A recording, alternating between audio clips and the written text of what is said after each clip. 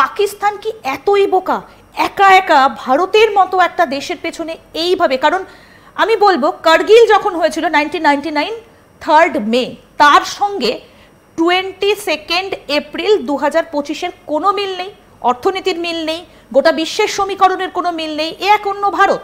Corona কালের পর কাটিয়ে উঠে ভারতের অর্থনীতি সব থেকে চাঙ্গা, এগুলো মানতেই হবে গোটা বিশ্বকে। তাহলে কেন এটা করতে গেল পাকিস্তান? দেখো, কিছু দেখবে পাড়ায় লোক থাকে যারা শুকনো নেশা করে, তাদেরকে না লোকজন ধরে বেঁধে একটু মানে হিট খাইয়ে দেয়, আমরা চলতি ভাষায় বলি না। এবার তারা গিয়ে ওর গায়ে হাত তুলতে শুরু করে। এটা কিন্তু পেছন ফিরে দেখে না যে যখন যারা তাকে চাঁদে তুলে দিল তারা পিছনে দাঁড়িয়ে আছে কিনা। পাকিস্তান হচ্ছে এরকমই একটা মানে দ্রষ্টব্য জাতীয় রাম ছাগলের নাম। এবং আজকের ডেটে দাঁড়িয়ে পাকিস্তানের মধ্যে যে ইন্ডাস্ট্রিগুলো চলে তার মধ্যে সব থেকে ব্রাইটেস্ট ইন্ডাস্ট্রি যেটা পাকিস্তানে চলে সেটা হচ্ছে টেররিস্ট ট্রেনিং সেন্টার্স। পাকিস্তান দিনের পর দিন ইনসার্জেন্টস এবং টেররিস্টদের ট্রেনিং করায় এবং ট্রেনিং করিয়ে তাদের বিভিন্ন রকম প্রজেক্ট এবং প্রজেকশনের মধ্যে ফেলে। কারণ পাকিস্তান তো বেসিক্যালি একটা ভিখারি রাষ্ট্র, পাকিস্তানের কাছে কোনো পয়সা নেই। পাকিস্তান ওর থেকে টাকা ধার করে, যে কোনো কন্ডিশনেই তারা টাকা ধার করে। যে লোক দেখবো টাকা ধার করে চলে তার না থাকে আদর্শ, না থাকে সম্মানবোধ, আর না থাকে কোনো আত্ম বিশ্লেষণ করার জায়গা। তারা কি করে দিনের পর দিন শুধু বিভিন্ন রকম পর্যায়ে গিয়ে লোকের থেকে টাকা ধার করবে এবং সেই টাকাটাকে কিভাবে ব্যয় করবে সেই নিয়ে তাদের মাথা ঘামায়। সুতরাং পাকিস্তানের পেছনে কাউকে মদত দেওয়াটা যত না দরকার এই ধরনের ঘৃণ্য কাজের জন্য, হ্যাঁ হতে পারে কিছু ধরো কর্পোরেটস আছে যারা অস্ত্র ব্যবসায়ী, তারা হয়তো পাকিস্তানকে একটু হিট খাইয়ে দিতে পারে।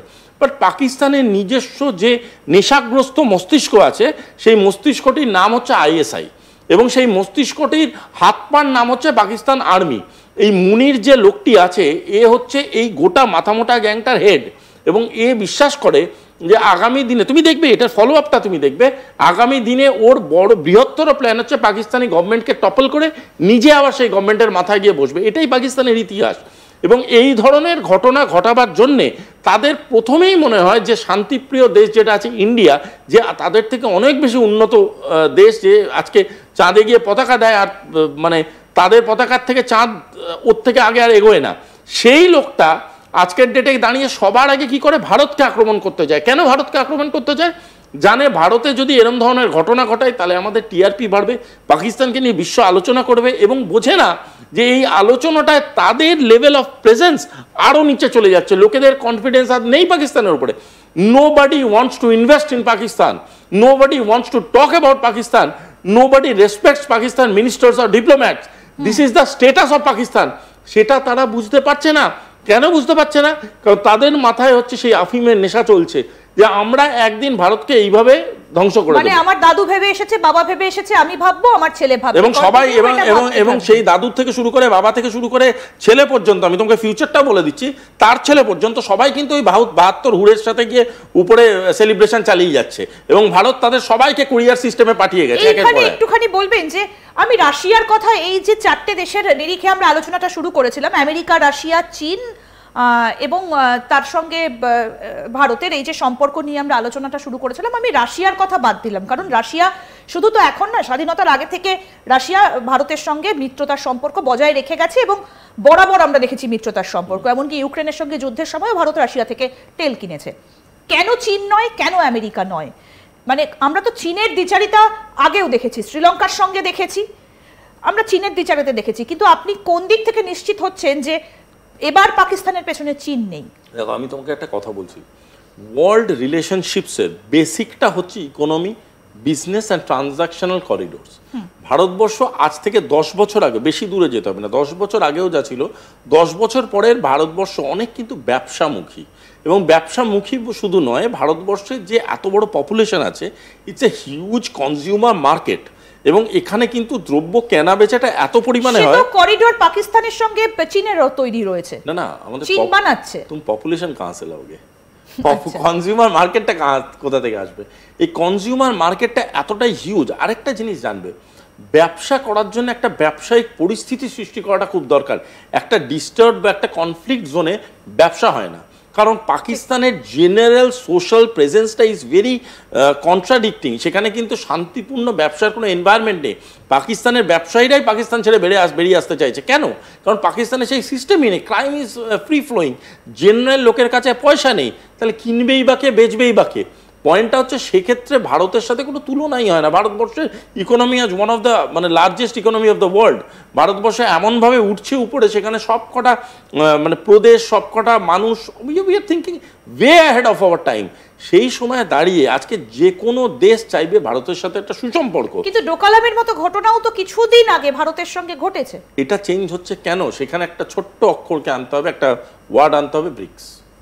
এই ব্রিক্স আসার পরে এমন এমন কিছু করিডোর খুলেছে, এমন কিছু রিলেশনশিপ খুলেছে, যেখান থেকে দাঁড়িয়ে তুমি বলো না, আজ থেকে 6 মাস 8 মাস 1 বছর আগে ভাবতে পারতে যে ভারতের প্রধানমন্ত্রী এবং চায়নার প্রধানমন্ত্রী একই ডেকে বসছে? ভাবা যায় না। আজকের ডেটে সেটা ভাবতে পারছি। কেন? কারণ ইকোনমিক করিডোরসগুলো আজকে অ্যালাইড হয়ে গেছে। আজকে রাশিয়া এবং আমেরিকা, সব থেকে অবাক করা, রাশিয়া এবং আমেরিকা তারাও এক জায়গায় চলে আসছে। G20-র পর ভারত চীনের সম্পর্ক অনেকটা উন্নতি হয়েছে, আরো বেটার দিকে যাবে। আমি এক স্টেপ এগিয়ে বলছি, আরো বেটার দিকে যাবে।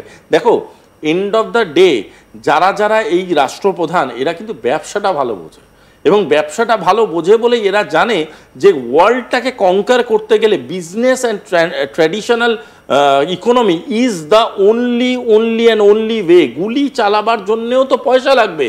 সেই পয়সাটা আসবে কোথা থেকে? সেই পয়সাটা আসবে সাধারণ মানুষের ব্যবসায়িক ট্রানজ্যাকশনাল করিডোরস খুলে। সেই সাধারণ মানুষের ট্রানজ্যাকশনাল করিডোরসগুলো তখনই খুলবে যখন তুমি তোমার দেশে অপরচুনিটি খুলতে পারবে, প্রচুর মানুষ সেখানে ইনভেস্ট করবে। ইনভেস্টমেন্ট যদি না আসে, কিন্তু চায়না এবং পাকিস্তান তো একসঙ্গে, তারা আবার যুদ্ধাস্ত্র বানাচ্ছে, সমরাস্ত্র বানাচ্ছে, ফাইটার বানাচ্ছে। যুদ্ধাস্ত্র বানাক, যা অস্ত্র পারে বানাক, কারণ ওইটাকে পাকিস্তান মনে করছে যে ওটা তাদের সেভিয়ার।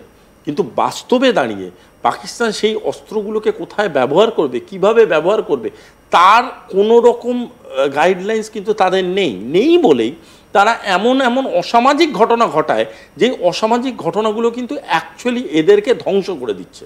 এবং তার জন্যই আজকের ডেটে দাঁড়িয়ে চীনও ব্যাকফুটে। বেশ, এটা হলো চীনের প্রসঙ্গ। আমি এবার আমেরিকার প্রসঙ্গটা আসি। কেন F-16 দেবার পরেও আপনি বলবেন না যে আমেরিকার সাথে পাকিস্তানের ভালো সম্পর্ক? দিয়েছে, জ্বালাতে দিচ্ছে না তো।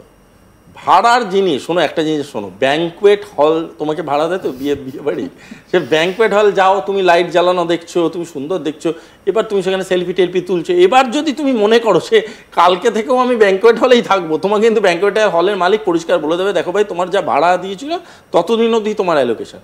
ফার্স্ট কথা হচ্ছে F-16 যে জিনিসটা দিয়েছে ওটা একটা ভাড়ার জিনিস, ওটা কোনো কেনাকাটির জিনিস না, ওটা কোনো পজেশন নেই। ওটা চালাতে গেলে ওকে পারমিশন নিতে হবে, আর সেই পারমিশন আমেরিকা দেবে না। আবারও আমি বলছি, বারবার বলছি এই কথাটা, এখানে গোলা বন্দুকের থেকে অনেক বেশি প্রেজেন্স নেবে হচ্ছে ইকোনমি। এখানে আমেরিকা জানে যে আজকে যদি ইন্ডিয়াকে আমি হিট করছে যখন আমি সাহায্য করি, রাশিয়া ছেড়ে কথা বলবে?